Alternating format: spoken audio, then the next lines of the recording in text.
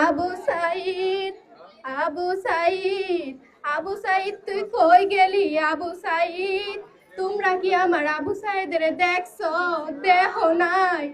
বাবা, তুমি কি আমার আবু সাইদের দেখছো? দেহ নাই। তোমরা কেউ আমার আবু সাইদের দেহ নাই। ওই 2024 সালে এদেশে আন্দোলন আন্দোলন আর আন্দোলন, তখন আমার আবু সাইদ আর ঘরে বইয়া থাকতে পারে নাই। আমার আবু সাইদ আমারে কইলো, মা, মা গো, আমি আন্দোলনে যাই, তুমি আমার লাইগা দোয়া কইরো। আমি তো মুখ্য মানুষ, কিছুই বুঝলাম কইলাম ভাব আন্দোলন মানে কি?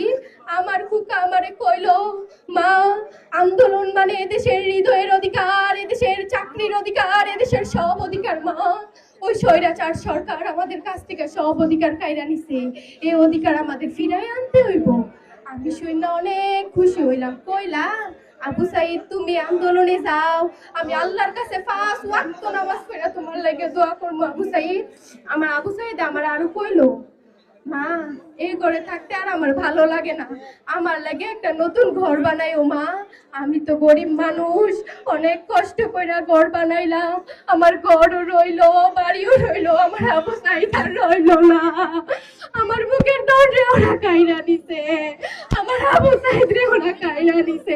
ওই স্বৈরাচার সরকার আমার বুক খালি করছে। এ আল্লাহ, তুমি এই বিচার কইরো, আমার আবু সাইদের খুনির বিচার কইরো। আপনাদের সবার কাছে আমি আমার আবু সাইদের খুনির বিচার চাই। ধন্যবাদ ধন্যবাদ।